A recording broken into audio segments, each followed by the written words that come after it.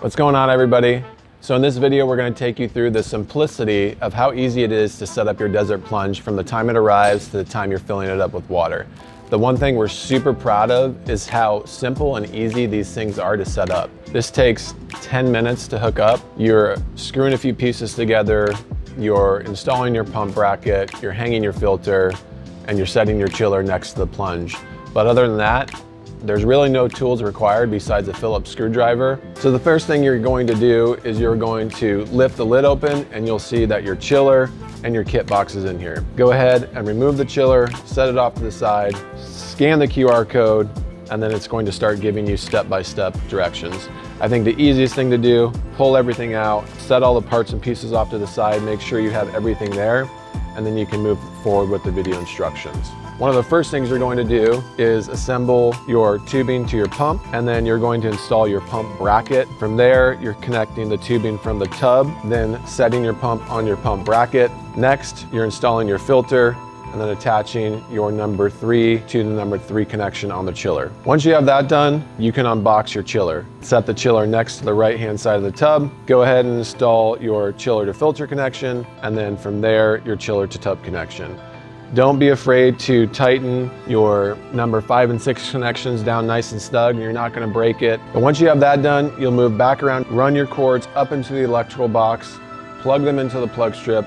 Make sure you push them in there nice and hard. It is a weatherproof plug strip, so it's a very tight fit. So make sure you kind of wiggle and push them in there real good, and you should be good to go. From here, you're going to want to fill it up with water. Once you have it full all the way, then go ahead and run your cord to your outlet, and then you can turn your power strip on. And that's it. Just fill your plunge up with water, wait for it to cool, and enjoy. The most important thing that you're going to want to do before getting in your water is rinse off. I know a lot of people don't want to do this. It's kind of inconvenient. It's not practical, but your plunge is a small body of water. It's about 70 gallons of water. So if you get in dirty, it's going to be hard to keep your water clean. Additionally, I do not wear anything but swimsuit material. I guess you can wear a birthday suit if you want as well. But if you're wearing cotton, you're getting a lot of laundry detergent, lotions, stuff coming off your clothing. Additionally, if you don't rinse off, you have a lot of oils on your skin. You could have makeup on, you could have sunscreen, you could have lotions. All that comes off. Gets your water dirty very quickly. It also clogs up your filter. If you want to extend your water life and your filter, make sure you're rinsing off and wearing swimsuit material only. Now that being said, you do need to do regular filter changes. You're going to have your filter cartridge, the white filter cartridge on the back. Then you're also going to have your intake strainer. Your filter cartridge, you are replacing every 1 to 4 weeks. And again, this is largely dependent on how clean you are when you get in the water. If you're rinsing off, wearing swimsuit material only, your filter should last about 4 weeks. Additionally, you'll want to just pop your intake strainer out, clean any debris out of there. You're probably doing that every week or so on your intake strainer. If you're doing these things, me personally, I can go 6 months with the same water. Now, we do have different sanitation options. We have ozone or we have Sorona. I personally like ozone because it's a great chemical-free alternative. It's mounted on the back of your plunge. It comes on and off with a timer, so you're not having to think about it as much. I will say Sorona is a chemical-based product. It is chlorine-free and bromine-free, so it is better on your skin, but it is a chemical, so it is a bit stronger. So I always tell people, if you're not as diligent about how clean you are when you get in, then I would recommend the Sorona product. We do highly suggest you use some type of sanitation method. We offer the ozone and Sorona. Some people like to use 35% food grade hydrogen peroxide. Some people just throw chlorine in there, but you do want something to kill virus and bacteria. It's very important. The filter alone is not going to keep your water clean. That is mainly to pull out larger particles, dirt, debris, and same thing with your intake strainer. It's going to collect larger particles like lint, hair, stuff like that. Other than that, there's not a lot of maintenance to your plunge.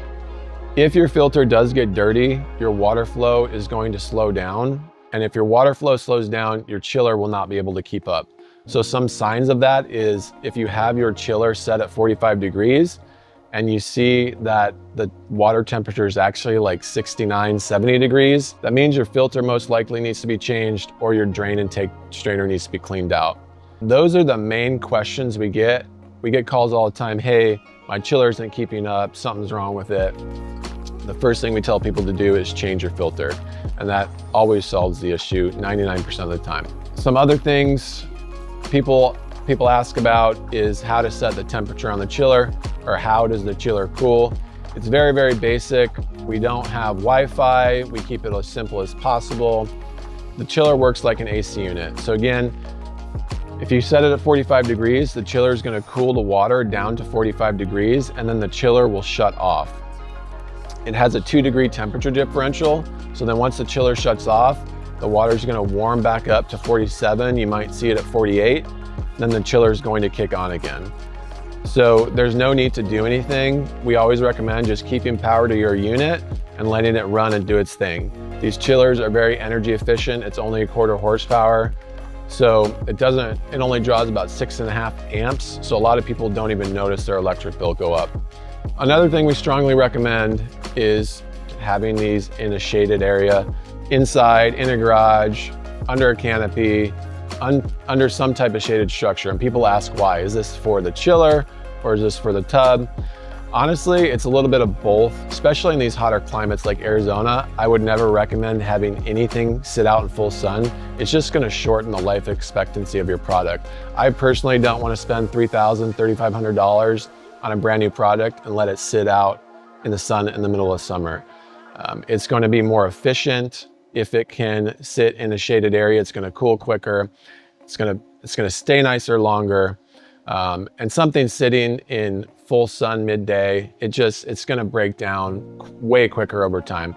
So we do want these in a shaded area. We also do offer a cover. It's a full plunge cover. It covers your tub and your chiller. The plunge cover is ventilated, so you can run your chiller while your plunge cover is on. This helps keep everything much cleaner, looking nicer for much longer. A lot of people ask about condensation on your tubing lines. Is this normal? Is there something to be concerned with? No, it's completely normal, but it can be annoying if you have this inside your garage or in a basement.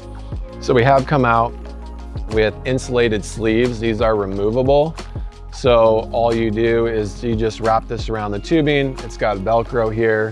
It mitigates pretty much all the condensation. So this is something new we just came out with. It'll be on our website. You can purchase this. It wraps around all your tubing as well as your filter on the back. So when it is time to drain your water, when it's got dirty or it's been in there for 6 months, 8 months, you'll want to drain your water. Very simple process. You will get this drain adapter, and then we send you an email upon purchase. It gives you video links on how to change your filter, drain your water, setup instructions, all that. Make sure you save that, but also reference your QR code. There's a video link showing you how to drain your plunge. So you use this adapter, you screw it into your bulkhead. The other end, you screw your hose onto it, you pump the water out. Now, one thing you want to be careful of is just keep an eye on it. Once that water level starts getting low, you don't want it to run your pump dry. So once you hear your pump start struggling a little bit, just shut power off. There might be like an inch of water left in the bottom. You can suck that out with a shop vac, or you can leave it in, totally up to you. Now, we don't recommend using any chemicals to clean the inside of your tub out. All you really need to do is take a microfiber cloth, wipe down the insides, and that's really all you should have to do. Sometimes you might get like a stain ring around the top. Maybe it's like a brownish. You can take a magic eraser, rub that down. And that happens sometimes because of the ozone. The ozone's reacting to something on your skin, some lotions or something like that. Once you wipe it down, go ahead and fill it back up with water and you're good to go.